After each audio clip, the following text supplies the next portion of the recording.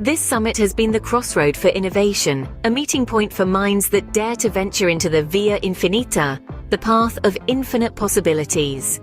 Spanning across industries like gambling, blockchain, fintech, esports, virtual reality, and artificial intelligence, the summit has been a beacon for those eager to push boundaries and redefine the norms. Year after year, it has attracted the brightest, the most audacious, the pioneers, and the visionaries.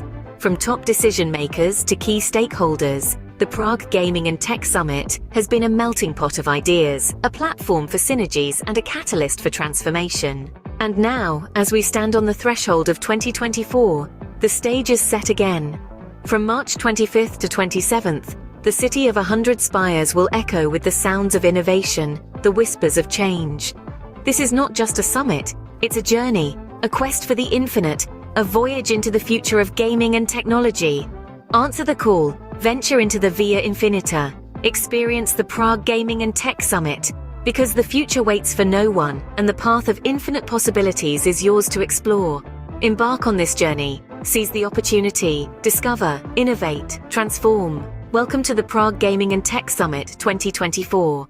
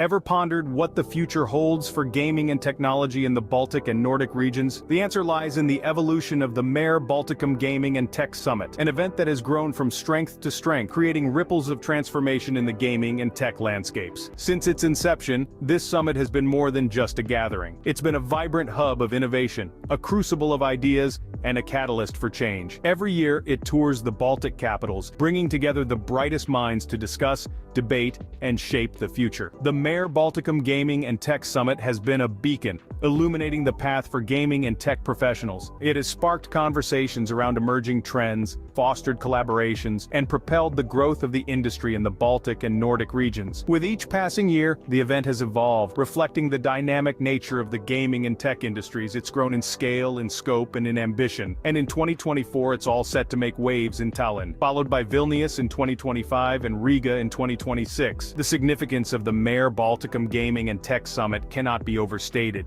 It's not just an event, it's a movement, a harbinger of the future. It's where gaming meets technology, where innovation meets opportunity, where the future is not just predicted, but created. So, as we look to the horizon, one thing is clear. The future of gaming and technology in the Baltic and Nordic regions is bright, and it's being shaped right here at the Mare Balticum Gaming and Tech Summit. Ever pondered the infinite potential of gaming and technology? How they intertwine, evolve, and shape our future? Imagine a stage where this boundless journey unfolds. Welcome to the Prague Gaming and Tech Summit. Born in the heart of Europe in 2017, this summit has been the crossroad for innovation, a meeting point for minds that dare to venture into the Via Infinita, the path of infinite possibilities. Spanning across industries like gambling, blockchain, fintech, esports, virtual reality, and artificial intelligence, the summit has been a beacon for those eager to push boundaries and redefine the norms. Year after year, it has attracted the brightest, the most audacious, the pioneers, and the visionaries.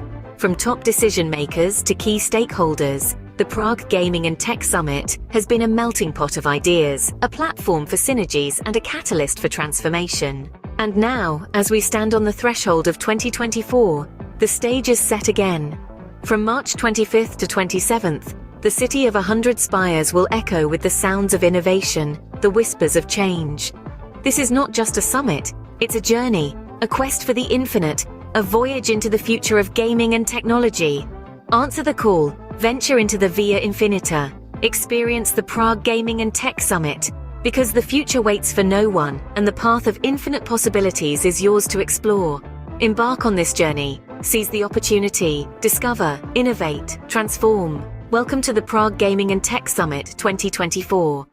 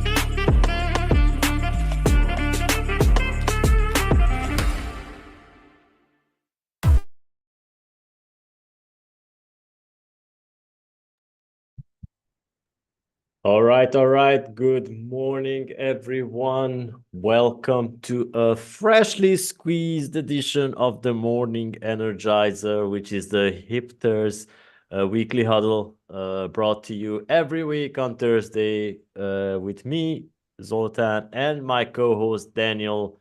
Hi, Daniel. How are you? Are you Hi, ready? good morning. Yes, sir. Let's go. All right. So, how was Valentine's Day? Amazing. Good. Dinner, balloons, and all this romantic stuff. But now we get back to work. All right, let's get back to work. It was same here. Okay, so as you guys know, we have multiple categories to talk about, and we always start with the iGaming category. And since last week, we are streaming on Instagram, X, YouTube, Facebook, here on LinkedIn. So make sure to subscribe and enable your notification to be notified about when we go live. So Daniel, this week it seems that the Thai House Committee is studying the introduction of legal casinos to request the 120-day deadline extension for its members. So the 60-member House Committee tasked with considering the possibility of developing Thailand's first legal casinos is reportedly requesting an additional 4 months to finalize its findings. So according to these reports, the committee has asked for another 120 days to continue research and discussions once its initial 120-day period expires later this month. Among the reasons given for the requests are disagreements over what restrictions should be applied to the local Thai players, should one or more casino resorts developments proceed, and whether the government or the private sector should take the lead in such developments according to the comments by the committee member and move forward. Party MP Karit Panaim. All right, so Daniel, looks like the Thai House Committee is betting on a time extension for their high stakes decision on legal casinos, right? So because, of course, what's a little more waiting when you're on the brink of transforming the nation's nightlife and economy, right? So perhaps they're hoping the right answer will just roll the dice and show itself. So if you were to bet, who do you think needs the extensions more? The committee for making the decision, or the public for preparing speeches on why it's good or bad? Is it's a good or bad idea? I would say for public, we're waiting when they finally will launch it. Because I mean, what kind of research is they do it like another 4 months? Like how to open legal casino or where to get a license. I mean, like, because I think like today it's like opening casino. Of course, it's a long and heavy process, but like all the information is there, and especially like if you don't have money to go to the lawyer, you can check basics with the AI and understand what kind of documents and rules is better to apply. Plus, I believe when you go for like, you're opening like casino, legal casino, you definitely have like government partners who can navigate you and stuff like that. So yeah, I mean, another 120 days. I just hope they not going to prolong it for another 120 days after these 120 days. Yeah. Yeah. Well, and the side thing, sorry about interrupting you, Daniel. For those wondering what's up with my hair in the past couple of years at the conferences, people do not recognize me because I have long hair on my LinkedIn and on my other accounts. So I'm growing my hair again, so you guys can recognize me. Okay, actually, yeah, I saw your picture with long hair. So you're getting back to that style? Yeah, because people cannot recognize me anymore. So yeah. Okay. I mean, that's cool. That's cool. Well, I got some cool news as well here. Betting and Gaming Council in search of new chief executive. Guys, wow. I mean, just in case someone. So basically, the Betting and Gaming Council, the standards body for the UK's regulated betting and gaming industry, searching for the new chief executive. As the organization enters the 5th year and emphasizes the need to find someone who can lead and inspire the industry, as well as the further build trust and confidence in the UK gambling sector, both within the industry itself and with external stakeholders. In further detail, the BGS, which is Betting and Gaming Council, is looking for a chief executive who can quickly grasp the commercial and regulatory challenges facing the gambling industry. They say we require an individual who can act as an effective advocate for the industry at the most senior levels, build and maintain strong trusted relationships, influence the political and media debate, and work with a wide range of stakeholders. Well, guys, if you're looking for someone who really can do that, just drop us a message, right? Yeah, exactly. Yeah, I mean, they really put a lot of responsibilities to the potential chief executive. But yeah, I believe like gaming console, betting in gaming console, the person who take that role has to be like really professional. And there's a lot of stuff which we didn't know, which is behind for this role. But if you were applying for this role, what would be your winning strategy like to build the trust? Like magic tricks or transparency spells or anything else? Oh man, yeah, I watched The Crown on Netflix, and I'm a huge fan of Game of Thrones, so I would apply some tricks that I learned from these series. Nevertheless, yeah, the magic trick, of course, would be building trust with the public first, so that they cannot overthrow me at any time. Also, Okay. building trust in the industry and gaining some political friends, of course, who can easily vouch, and of course, powerful political friends who are not those who can be changed. So I would secure my chief executive role for life then. Yeah, I mean magic tricks. Yeah, no, no, That might be tricky actually. Depends on yeah. what kind of magic tricks you are going to show. I can tell you, my friend, most probably there are some magical tricks being applied in the background that we don't know of, like blackmail and stuff like that, sabotage. Yeah. I'm sure this is one of the criteria which they didn't mention. Like our potential chief executive have to know how to about some magic tricks as well. All right. Or maybe just keep out the magic tricks from the Exactly. Exactly. bad actors. So yeah, that's some interesting news. And then make sure to send your applications to the BGC if you want to get that role. So yeah, I can also tell you about another research we have published last week. Of Okay. course, it was something like a PR to gather people to go to the PaySafe stand at ICE. Now that ICE is finally over, thank God. It seems that there has been a PaySafe research, which says that the stronger online betting experience starts with payments. That was the title of the research. So the company research revealed that payments play essential role in the global sportsbook customer acquisition and retention amid diversifying transactional preferences. Who knew? Who knew that plays such a huge role? Wow. This is such a huge discovery. It says that global online sports bettors prioritize rapid payouts and payment choices when starting their customer experience with the sportsbook, according to the 2024 All the Ways Players Pay research from PaySafe, which is a leading payments platform. They released it last week. The report also reveals that payments are just as valuable in strengthening the customer experience for players whose appetite for digital wallets and even crypto payments is rising, which is sometimes a great news. The report is very extensive and it has lots of numbers, so you can go to europeangaming.eu and look it up. So wow, this is SpaceX's groundbreaking revolution. Like bettors like the way like to get paid quickly and have options. Wow, who would have thought of that, right? So next, maybe they will be telling us that water is wet and the sky is blue.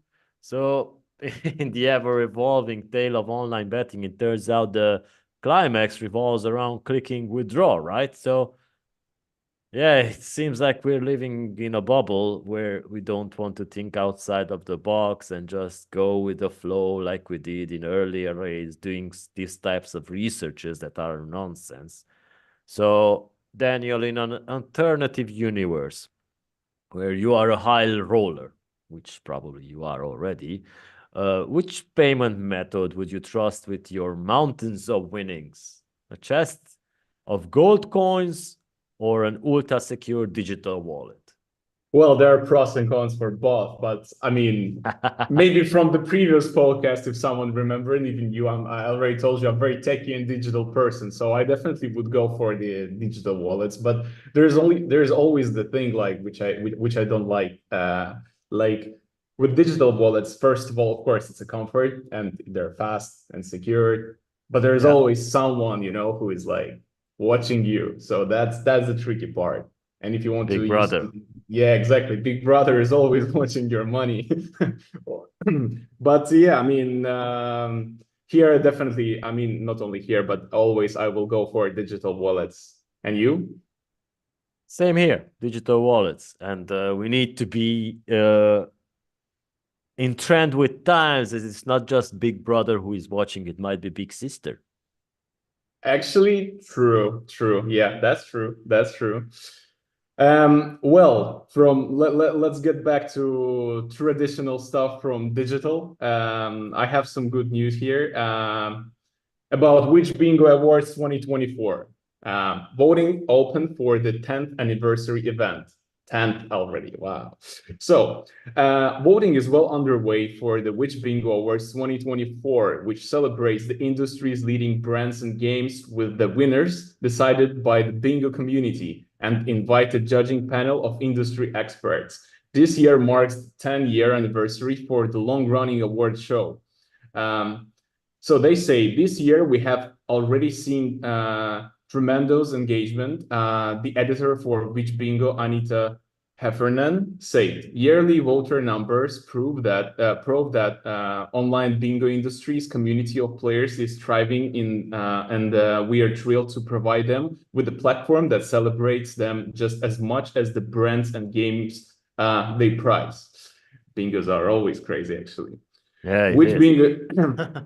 Which Bingo is well established leading bingo and slot review websites in the United Kingdom that emphasize both the enjoyment of bingo and the importance of player safety. Working exclusively with United Kingdom licensed operators, it is committed to featuring brands on its site that follows compliance standards and provides safer gambling tools to aid in consumer protection.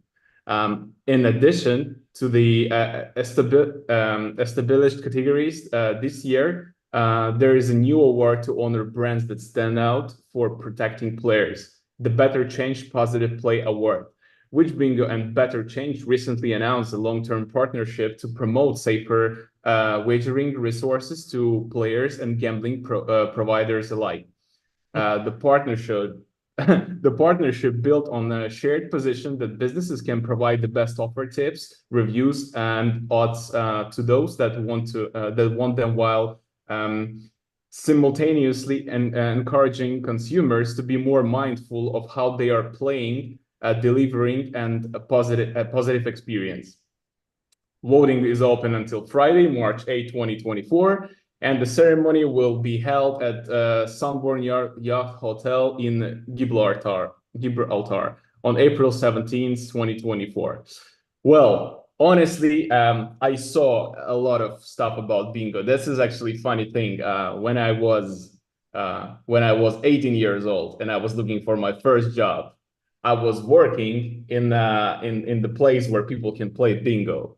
Oh, really? Nice. Yeah. I mean, that's crazy, honestly. This is, it's not like just a game. I would say this is like really about community, because those people, first of all, imagine you have like 7 days in a week, and every day it's always the same people.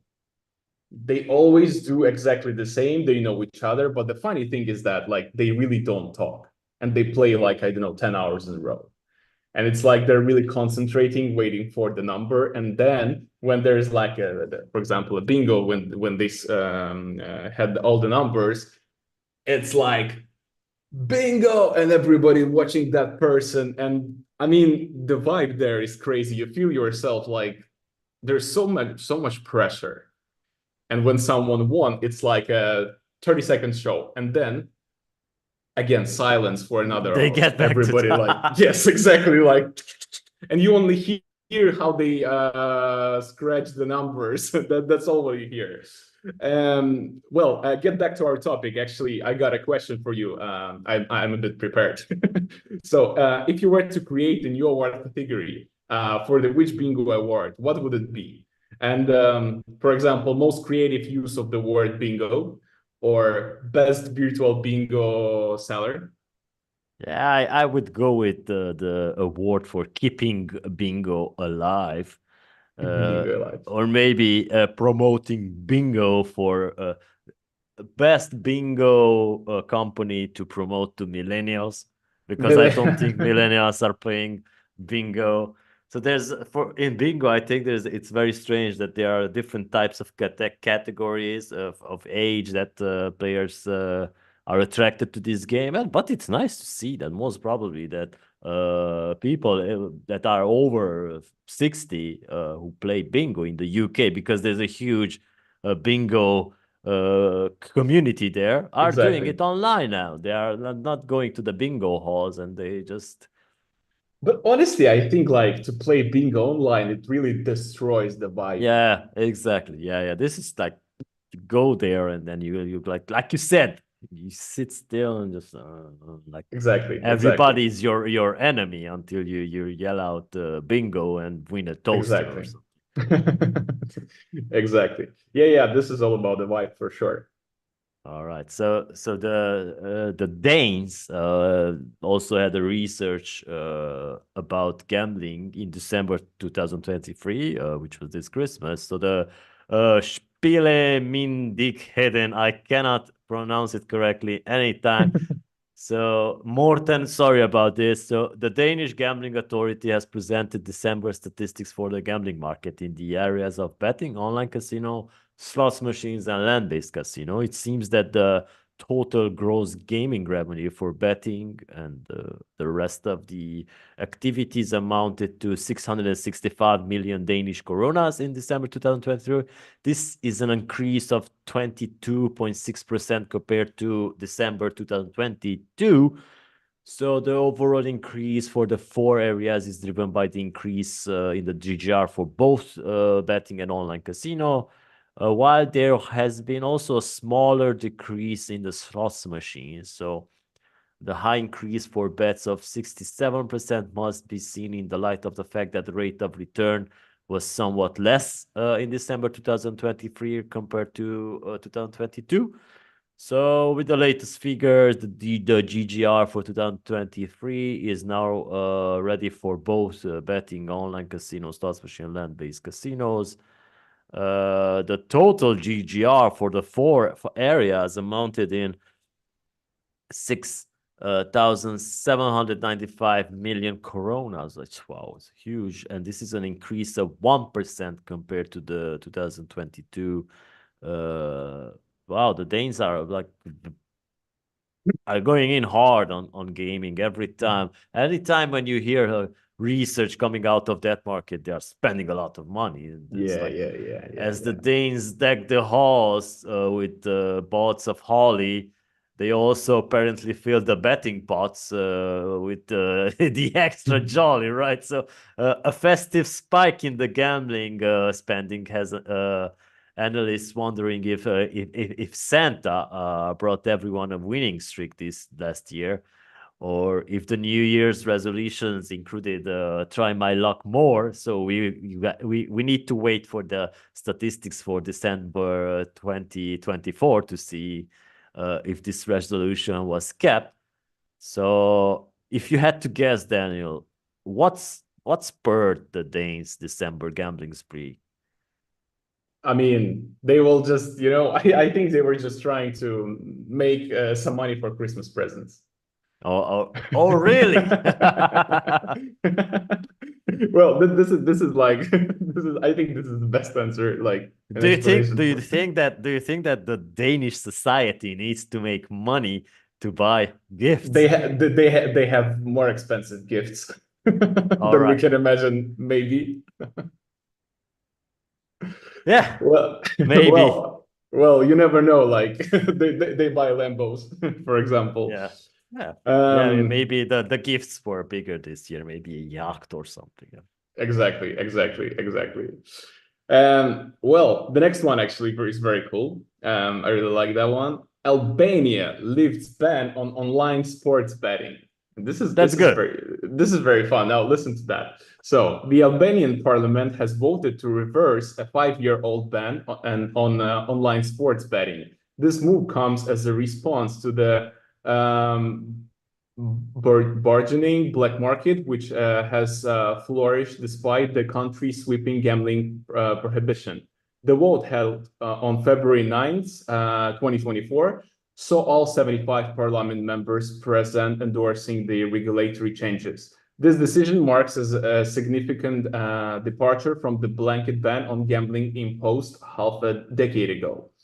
The Albanian Economy Ministry documents reveal that the ban's reversal is an attempt to curtail the spread of illicit betting activities.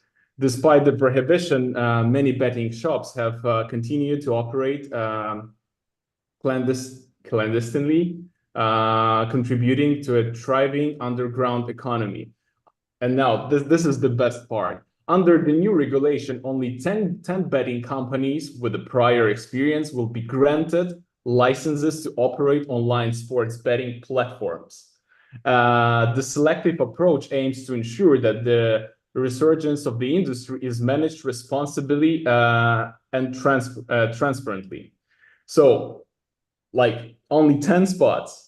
And this is like funny. The criteria. What are the criterias, like fast withdrawals or low betting price? Or I mean it's very funny to me. Like, only 10 spots. I already can see like the competition between the betting companies, how they fight for those 10 spots.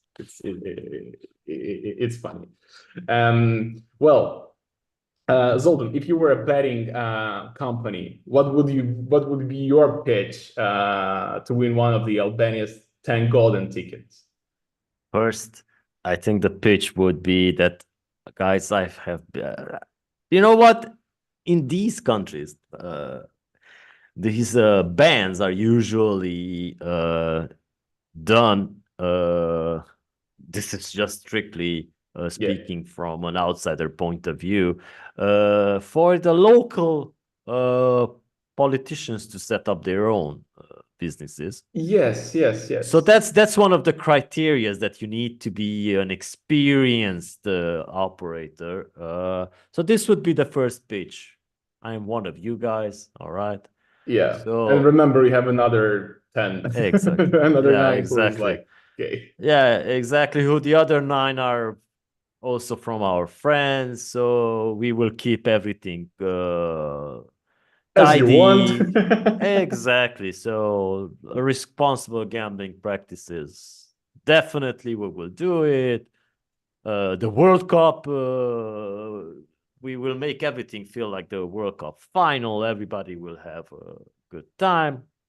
So that would be my pitch. I don't think they are taking especially, I don't know if they are accepting companies that have a remote license and want to apply it abroad, but this is something that we will probably hear in the coming weeks, because this is something new. Yeah. So, yeah. I mean, it's always it's always like this in these countries. But yeah. Exactly. Let's see. That's interesting. 10 spots. Who will be those 10 companies? Yeah, but we will hear more about this in Prague at the conference, because we have Luca, who is joining us, who knows his stuff around the Balkans and especially Macedonia and Albania.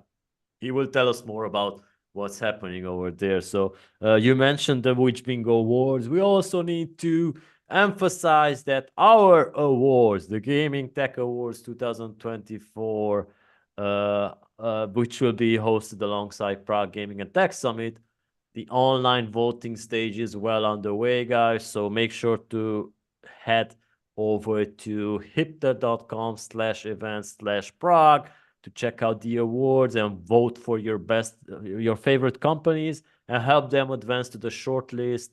The online voting is done between the 12th and 29th of February. So you can only vote once. Remember that, guys. Daniel, you won one of the awards at Gaming Tech last year in Budapest, last year, Online Casino Innovator of the Year. All right. Central Europe, yes. Yeah, that's something very big for you. And that was actually our first award. That's unforgettable emotions, because I remember it was like in the category, it was the last which you announced, I think. Yeah. there were other companies before, and I was like, okay, maybe not us. And then I hear trying gaming, and I'm like, yes, okay. I still have a video when I'm sitting like panicking with a pencil, and I'm like, yes. Yeah, Yeah, that's that was our fun. awards, guys. We don't have any committee deciding who will win the awards. We just let the people just vote and say who they love. It's about a friendly award thing. It's not about the competition where you get like that. So That's true. if you were in charge of these awards, what futuristic category would you add to ensure that the gaming tech awards are ahead of their time? Oh, it's a good question. Well, futuristic, definitely something with AI. Yeah, of course. Maybe how to best use of AI in losing your money. Ah, It's these stories when just ChatGPT was published for everybody, and people were trying to make bots for trading with ChatGPT or prognose the market with ChatGPT. So yeah, and or the award can be like best portfolio with AI, best trading portfolio with AI, something like this maybe. Yeah, but definitely something to that direction, AI and financials, because I believe this okay. is the most popular use case for people who are not only in the tech and in the industry, but in general, like a lot of people were trying to use AI that way. All right. So sticking to AI, I think we need to move on to AI right now after gaming industry. Yes, sir. And the first news in the artificial intelligence is that Guidehouse Insights explores approaches for decarbonizing transportation. Oh God, I have to hear this. Okay, let's go. So, a new report from Guidehouse Insights explores approaches to decarbonization in the transportation industry. Biofuels have been helping to decarbonize the transportation sector for decades. According to Guidehouse Insights, more recently, however, electrification has drawn increased attention and interest, as evidenced by a spike in EV sales. Decarbonization in the transportation industry stands at a crossroads while many factors are driving faster and deeper adoption of EVs, including government incentives, lower price, and improved performance. Actually, about improved performance, I have a question for later. Says Peter Morin, senior research analyst with Guidehouse Insights. At the same time, biofuels continue to evolve to include new drop-in products that will target applications beyond the road transport to also include transoceanic shipping and aviation. Wow. Okay. Jesus. Okay, that's something interesting. Guidehouse Insights recommends policy makers offer clear net zero signposts and incentives. Biofuel producers create a roadmap for future opportunities, and automakers should look down the road to the new opportunities. Battery makers are key to driving down EV prices, according to the report. The report EVs are offering stiff competition to the biofuels market, reviews how these market trends are forcing automakers, biofuels producers, and other industry stakeholders to redress their approaches to decarbonizing transportation. It also provides detailed and actionable recommendations for industry participants to address this new phenomenon. An executive summary of the report is available for free download on the Guidehouse Insight website. Well, these are like really industry changing moves. But I actually heard, because here they say that it's basically increased the performance, but I heard that the biofuels actually is not letting you like have the maximum, power of your vehicle. So and even with the tests, like with the biofuels or even with the batteries, Like, of course, the cars are super fast, like those Teslas and stuff. But still, as I know, I might be wrong. The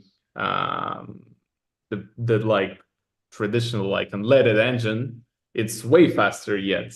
I'm not sure, but this is what I heard. But Oh yeah, no. have you ever tried to ride Don't in? get me don't get me started on electric cars, because it's such a stupid thing here. Like I watched I was browsing the TV channels, and there were talks about the evolution of the market in terms of electronic vehicles.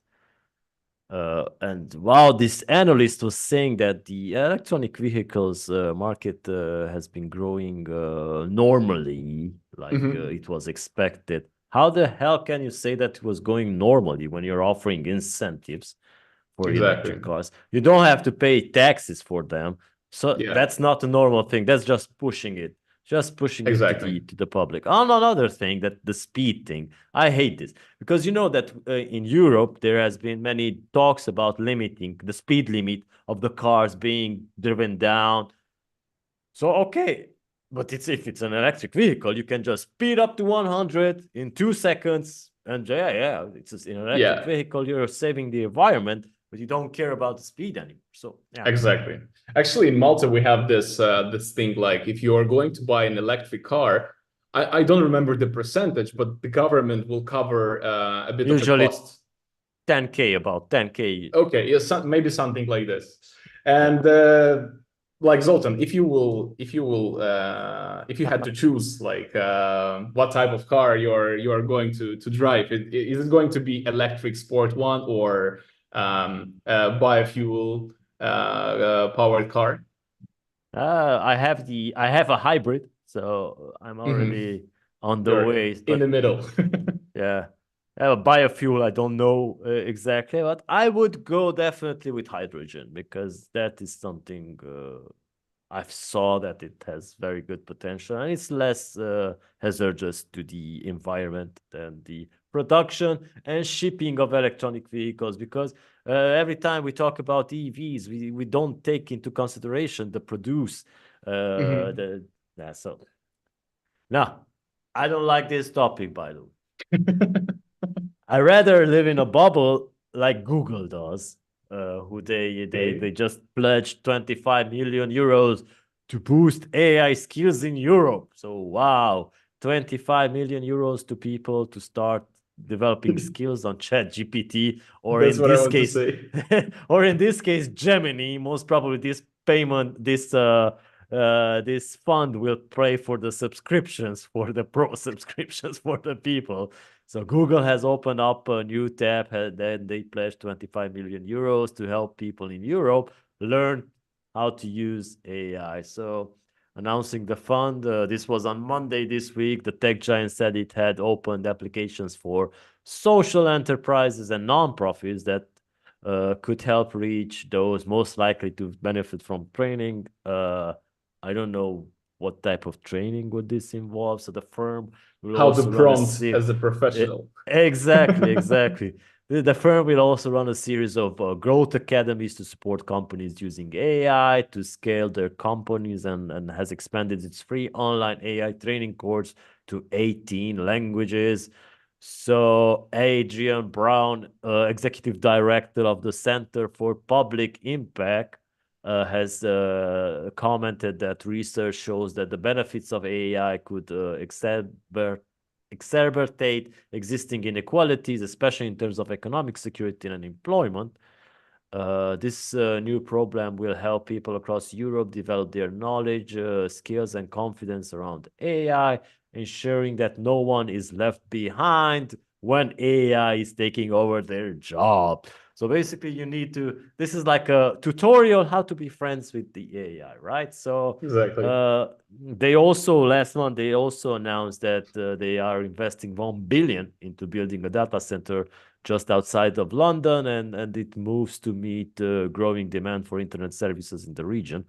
So it seems that Google is showing a 25 million euro lifeline, which is not that much, to help Europeans get cozy with AI, right? Like teaching grandparents how to use a smartphone. It's similar to that. It's a noble quest to demystify the magic behind AI, of course. So maybe just a clever move to ensure that the future AI overlords have a soft spot for humanity. So, Daniel, if Google offered to AIfy Mhm. a skill of yours, what would that be? Definitely. I mean, it might sound weird and funny, but I will choose how to use Notion. Do you know about Notion? No. It's like, well, this is like AI-powered notepad. And Okay. and when I'm watching tutorials, I'm sure like those who are watching our podcast now, like a lot of people know about Notion. So basically, you can make just notes, right? But people are doing crazy things like amazing tables with the graphics, with the numbers and stuff. And when I'm watching tutorials like how to make your Notion nice, it's always like, oh wow, it's cool. When I start trying it, like it always doesn't work. So this is the thing like I really want to learn, and if there is a way for to do AI my skill, so I will go for Notion.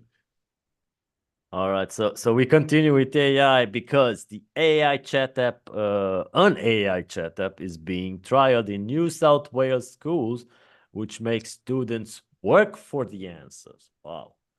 Okay. So the platform designed by education department is modeled on, of course, ChatGPT, but works the way teachers would work. So when 8-year-old student Michaela Rumi Badger asked ChatGPT how to solve a question for a fraction exam, it gives her the answer. So, but when the Pons High School students asked New South Wales purpose-built AI app, NSV EduChat for help, it asked her additional questions. So to better, it was an answer given by the app that to better assist you, can you let me know what you need help with? So this is basically creating more and more communications. So, and when she answers, if she's not answering correctly, it tells her like not quite. To convert an improper fraction, you need to multiply the whole number by the denominator and then add the numerator. And then she asks her if she can do that. So the app, which describes itself as the virtual tutor, is being hailed as the possible future of AI in the North-South Wales schools. So this Monday, 16 public schools across the state gain access to the app for the next 2 terms in a trial that will determine its viability to go sector-wide. This is very interesting because first time we hear this, and education technology has been lagging behind, especially in less developed countries. I'm not saying that the north of South Wales is the less developed country, but I know that for a fact that we've been talking about that tag before 2020. And in 2020, via the virtual conferences we've been hosting, the platform providers were telling us that during the pandemic, they did not really use the education technology. Most of the schools in maybe Central and Eastern Europe, they were using WhatsApp, Zoom, and stuff like that, which is not really an ed tech. So unlike ChatGPT, the app has been designed to only respond to questions that relate to schooling and education via content filtering and topic restrictions. So it does not reveal full answers or write essays, instead aiming to encourage critical thinking via guided questions that prompt the student to respond much like a teacher would do. So maybe those 25 million euros have also went into this Yes. thing, because it sounds Yes. like It might be part of the yeah, part of the financial, right? Exactly. Yeah, yeah. yeah. So if you were using this app and it kept asking you questions instead of giving answers, how long before you'd ask it for help with your patients? I mean, I will just try once, and when I see there is no answer, I will just close it. But you know what can be cool? Like, I mean, it's still AI, and as we said, as you said, it's modeled on GPT base. And Yeah. this might give you a better understanding how to use the ChatGPT, the normal one. Like Yeah. you're making the prompts, this edu chat asking you more questions on top, and at the end, basically, you have a perfect prompt to get an answer from this one. So like this, you can maybe better again, it's like just my thoughts, but maybe you can better understand how the machine learning and artificial intelligence is working to get better results when you are sending a request to ChatGPT as well. All right. So here's another thing about artificial intelligence that it's related to parents, because Okay. the parents are now demanding action against AI influencers on TikTok. There's an TikTok. association called yeah, Parents Together. Together, a notable non-profit organization has issued an open letter to TikTok CEO, CEO Shuzi Chu. I just hope that they will also get an answer from this guy, urging for explicit labeling of AI-generated influencers. So the letters representing over 12,000 parents voices concerns over the impact of these digital personas on youth perception on beauty standards. Come on, man. Have these guys never seen cartoons? Yeah, So, exactly. Like, come so, on. now we have AI generated influencers on TikTok and most probably on Facebook as well. So Everywhere. it's the same thing as it were like cartoons. So it's basically that was just drawn by somebody, an animation, but now it's AI doing it. So it seems that the core of the issue lies in the subtle integration of these AI influencers into the TikTok platform, often without clear labels. So if a child was watching a cartoon or stuff like that, they would need to be labeled as a cartoon somewhere. So There's a problem that I think just most of the time you really don't understand that this is AI because those generated models look very realistic.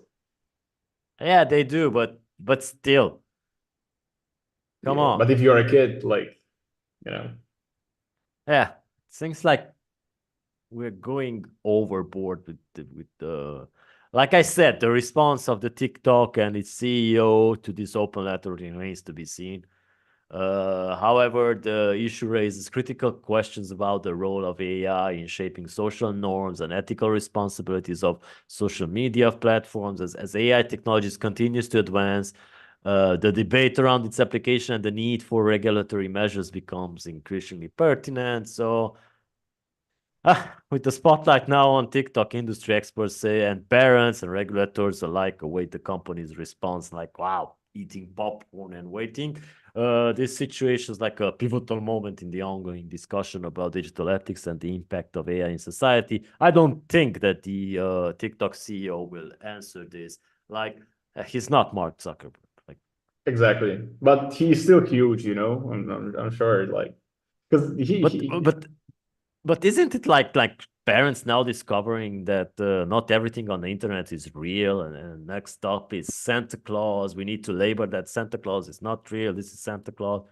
exactly. I mean, you know, like there is more and more effect from like TikTok on kids, and I mean even to not say a lot, like even me sometimes if I want to like spend time, like I have 5 minutes and I have nothing to do. This is not very often, but still, like TikTok is amazing time killer. It's amazing. And the thing is that like their model, the way you interact with it, you just scroll and it's like short videos. And sometimes you really like don't think was it real or not. And if you scroll fast and there's, for example, this AI influencer, um, and you just scrolling fast, Yeah, it might stay in your mind like, oh, okay, that was I don't know, a nice person, like nice, good looking influencer, whatever. You didn't even take an attention on it, like, and you think that this is a real person. Then maybe if you find it again, you will discover that this is AI. But again, as I said, like if you're a kid,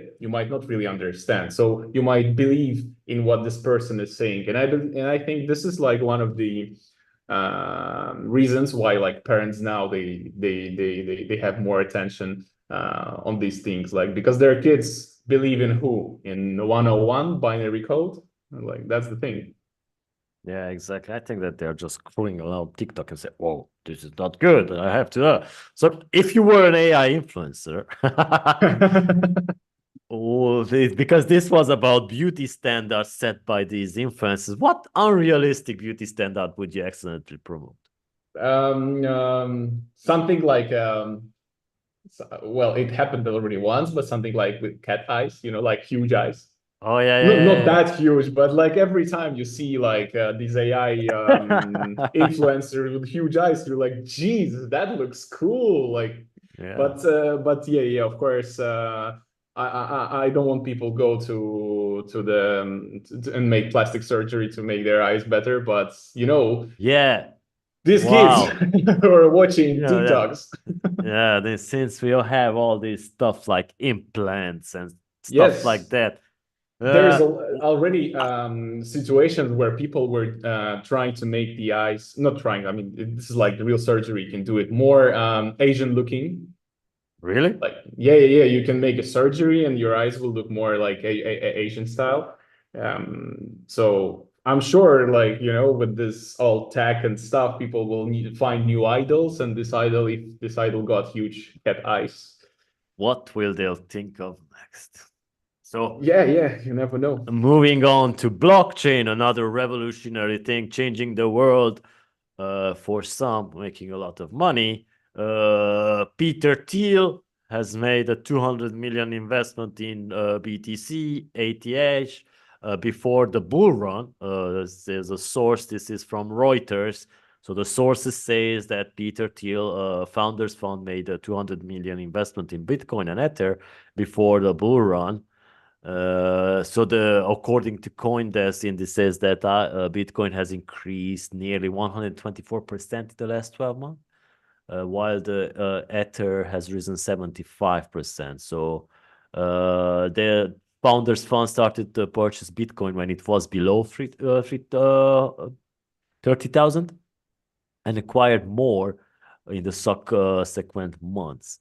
So this guy turned 200 million into 1.8 billion dollars, proving once Yeah. again that the real cryptocurrency magic trick is knowing when to disappear, right? So now if you had to share his crystal ball with the rest of us, it would be amazing, right? So uh, Yeah. let's see. You're in the brain of Peter Thiel, and you have Mhm. this investment foresight, like the special power like he has. What would you invest in next? Another cryptocurrency or something more exotic like a vintage meme stocks? Maybe that will go up someday. NFTs, I know, no. Well, I think like when you have like mindset like this guy and you really can project the income, even NFTs might work. But if we say that like I have this projection skills and but I as well have my past experience. Definitely not crypto, because yeah, I already tried once. I told you. Yeah. But yeah, again, like if I really understand the market as this guy, yes, crypto. I really believe you can make great money on crypto. Yeah, I saw some of the cryptocurrencies rise about 1.5K%, stuff like that. So yeah, just cents. Yeah, I mean, this market, I always respect people who really understand this all trading stuff. I have a friend, like when I met him once, like I remember like he got a laptop, just a like simple MacBook, and like 7 screens and all with this candles and stuff. Like, wow. It feels like he's like running a spaceship, but he's just checking when the crypto, like there will happen something to sell or buy on time. And but the way they stress, actually you can compare it with bingo. They as well Yeah. sitting like that and like waiting for the number. Yeah. So Peter, if you're listening to this, give Yeah, us a call, my exactly. friend. Let Exactly. us know what to buy. Exactly. Well, another blockchain news. So, Blockchain Association fires back its Senator Warren's new crypto bill. The All Blockchain right. Association, an industry trade group representing the crypto industry in Washington, D.C., sent a second letter to leadership in the House Financial Services Committee and Senate Banking Committee, expressing deep concern over a bill titled the Digital Asset Anti-Money Laundering Act of 2023. Senator Elizabeth Warren sponsored the legalization, with 19 other senators having supported the bill as co-sponsors. The first letter sent by the Blockchain Association in November 2023 had 40 signatories from former US military, national security, and intelligence officers, while this new letter has 80 signatories from individuals with similar backgrounds. Well, the first letter focused on what many described as an overblown narrative around how cryptocurrency played a role in 2023. Hamas-led attack on Israel. The new letter focuses on the policy aspects of Warren's DAA-MLA legalization. According to the Blockchain Association letter, Warren's legalization risks our nation's strategic advantage, threatens tens of thousands of US jobs, and bears little effect on the illicit actors in targets. The message of the letter is also described as a response to a letter from Warren to the Blockchain Association. Yeah, I mean, this is very crazy, man. But first thing, they need to find better names for this stuff, because man, the EU's got right, like Mika, stuff like that. No, that's like DAAML legislation. DAA-MLA legalization. And Warren says that this is threatening tens of thousands of jobs in the US. Oh, really? Why? Surprise. Owning cryptocurrencies, blockchain. Yeah, I mean, it looks like the Blockchain Association is clapping back at Senator Warren's crypto bill with the fury of thousands of encrypted wallets. Yeah, exactly. Yeah. I mean, it's like watching a financial thriller, but everyone's wearing hoodies and talking about blockchain. Oh man, yeah. What will they think up next, man? Have no idea. Like, I mean, it's always crazy. But yeah, like Zoltan, if you were a superhero fighting for the rights of crypto users, like mine, for example, mine rights. So be serious. What would your superpower be? Like invisibility to regulations, maybe, or ability to turn fiat into Bitcoin with a snap without 3 days of waiting while you withdraw it, for example. Like going into the minds of these people and then teaching them the why does it matter, and because they don't understand. It's like they should just start copying the stuff from the EU. Not that is so much better, but at least it's something. So, but they don't say that blockchain is making people lose their jobs. Man, come on, man. Exactly. And even every time, and when it's about cryptocurrencies, every time it's like, wow, it must be something funding the terrorists. Exactly. And as well, like even about the regulations, like I don't know, even if we speak about the thing which we like use every day, maybe not everybody, but like exchanges, like nothing is regulated. You really can't make sure that it will work as you expect. It's not like a financial institution, like the proper one, regulated one. Like nobody is responsible for what you can get or lose there. That's the main problem for now, I would say. Yeah. So before we move on to the next subject, which is Daniel's favorite one, virtual reality, I'd like to say an announcement. You heard it here first. Starting next week, all these huddles will be also available on your favorite streaming channels to re-listen on Spotify, Apple Podcast, Amazon Music, you name it. We are going to upload them right after the session is over, so you can hear it, share it with your friends. Make sure to just subscribe and be active. So our friend Mark Zuckerberg, like everybody knows as the Meta CEO, says that Quest 3 beats Vision Pro in vast majority of cases in mixed reality. So Zuckerberg got a chance to try out the Apple Vision Pro. I don't know, most probably somebody bought it because maybe at Apple they are flagging him if he wants to buy a product, especially in this category, not to send it. Exactly. So which also it's the Apple Vision Pro costs 7 times more than the Meta Quest 3 mixed reality headset, and it's arguably its biggest competitor right now, at least in terms of mental real estate it's been taking up. So here's what Meta chief himself thought about the Apple first XR headsets. He released a video on Instagram and explains his recent experience with the $3.5K Vision Pro. To him, it was already a foregone conclusion that the $500 Quest 3 would be a better deal. But he explained why he thinks it's a simple, better product overall. To quote him, I have to say that before trying Vision Pro, I expected the Quest 3 would be a better value for most people since it's really good and it's 7 times less expensive. But after using it, I don't just think Quest is a better value. I think Quest is the better product, period. Zuckerberg calls Quest better for the vast majority of things that people use mixed reality for. I cannot argue. This time, I have to agree with Martin because I hate Apple. And I love Apple, so that's the thing. And I own a Quest, so I'm not interested in buying. I am not interested in buying a Vision Pro.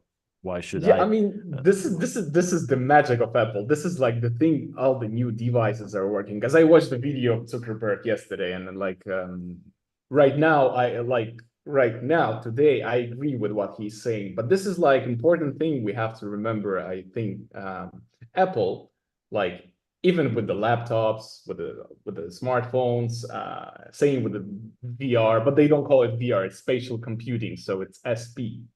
Yeah. Well, we have to remember that Apple is not releasing gadgets and new tech like first.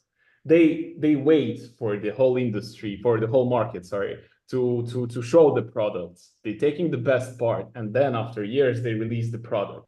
I mean, with what Mark Zuckerberg is saying, I agree. First of all, it's more affordable. Like I have Meta Quest 2, and I mean, it works amazing.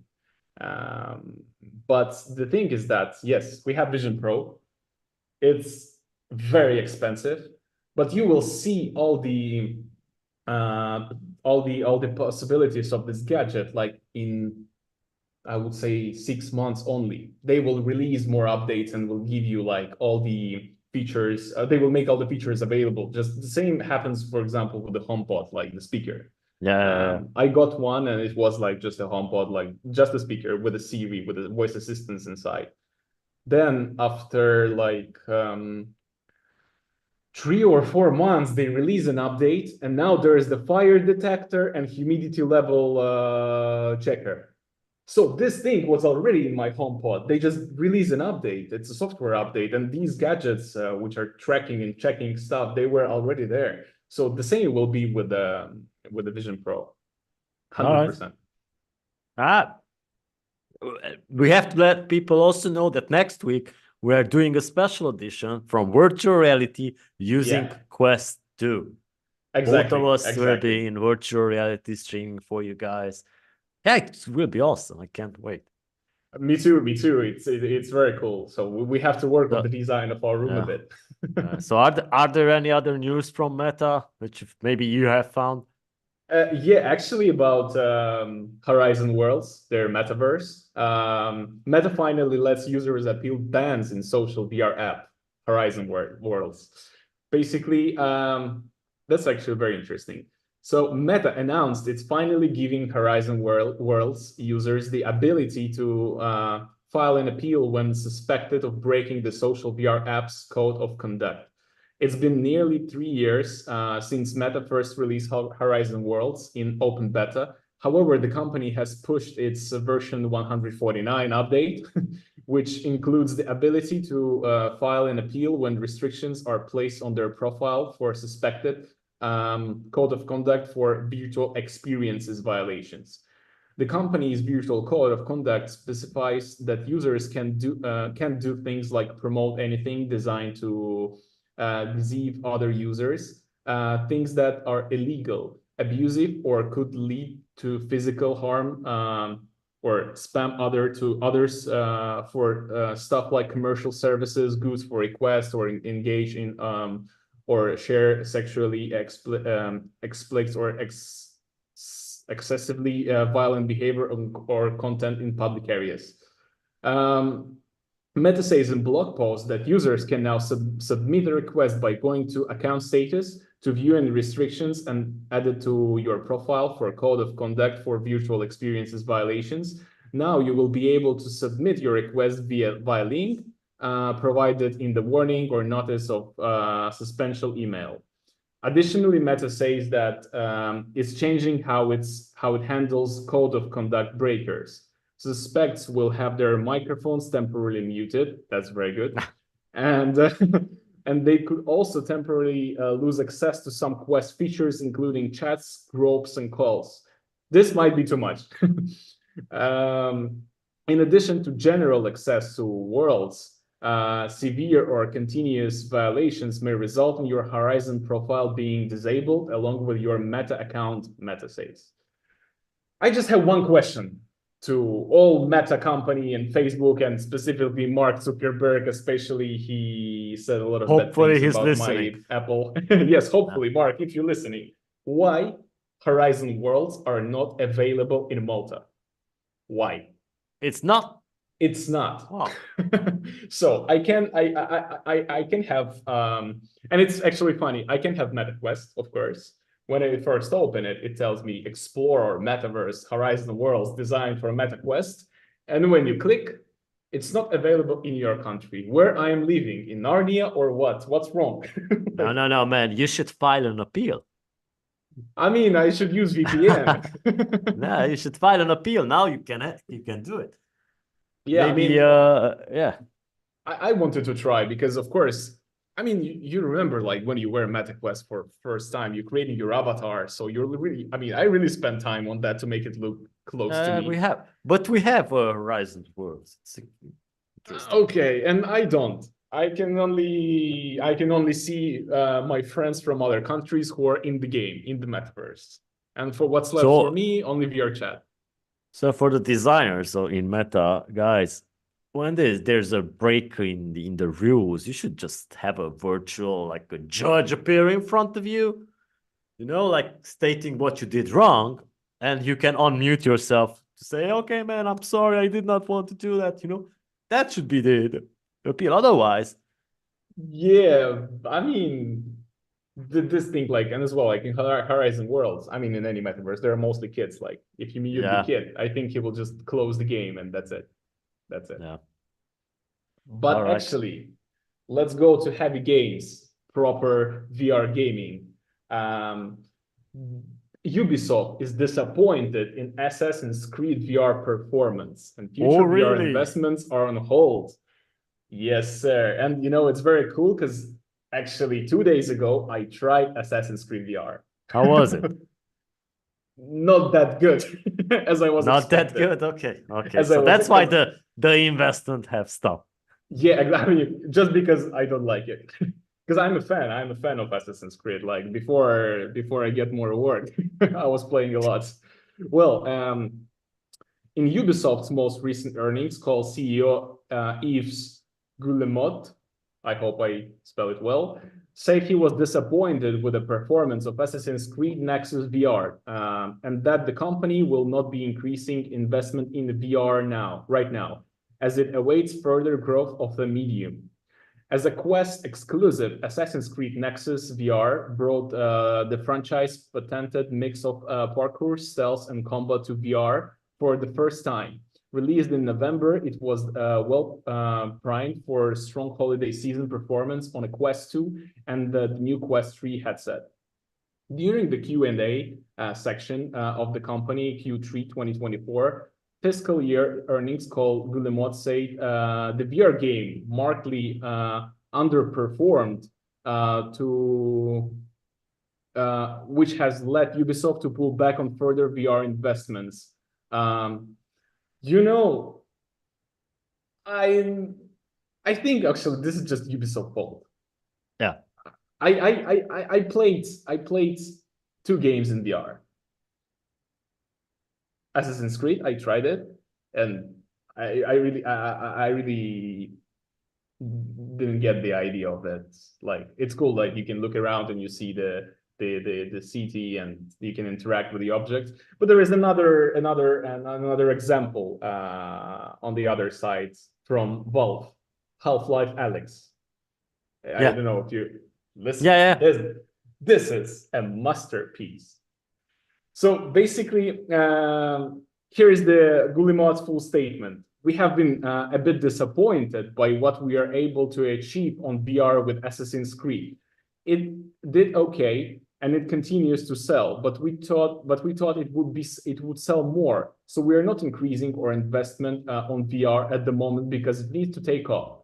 We have been very impressed by what Apple came up with, and we think it's fantastic hardware. You see? Okay, here we matching with him.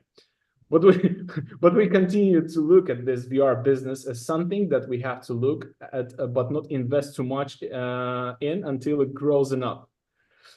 Yeah, like no, I mean this is just as I said. Sometimes companies are not making great games, and Assassin's Creed, it was a cool. I think it was like a cool try, amazing try, but in reality they just bring like not the best graphics, and because for me there are 2 types of games, like which you run directly on your VR or which runs on your PC and stream to your VR. When I run the game on my PC and just streaming the experience to VR, I want to have like beast graphics.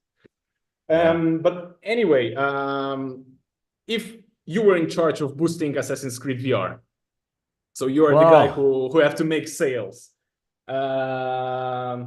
would your plan involve more parkour or just giving away free VR headset with every purchase? No, man, I would Because it's not very cheap. The game is expensive. A TikTok AI influencer. I would hire a TikTok AI influencer to just boost the sales, telling people how great the gaming really is, like positive reviews, fake positive reviews everywhere. That's what I would do, because, people, sorry to tell you this, but people are stupid, like sometimes when you too many people tell them it's good, they will eventually say it's good. Yeah. True. I would stop investment from the VR section and spend more money on marketing. That's it, my friend. I rescued Ubisoft. Exactly. I mean, like Ubisoft, like they invested, they have to continue invest only in the thing which they did before. Continue invest in good games. Don't try to like focus on. I think maybe they have to try to see it from different perspective. Like don't make the game for VR. Make a cool game and then optimize it for VR. Like because you're losing the vibe. Like and move maybe into mixed reality. Develop the next Pokemon Go. Oh no! If someone hearing you now, this was crazy. And imagine it was. Gee. Yeah, I already can see like people throwing the balls to catch the Pikachu. with their Vision Pro, just going with their Teslas and like, be careful with what you're saying. This is the new wave of this game. I'm sure they're already developing. All right. Okay, my friend. This has been fun, right? Yes, 100%. All right. So everyone tuning in, we will be back next week. Thursday, of course, 9:45 CET. This episode will be, and the last week's episode will be available on Spotify and everywhere starting in a couple of days from now. And thank you for joining. Hit the subscribe button, friends. Thanks, guys. See you next Thursday. All right. Take good care, everyone.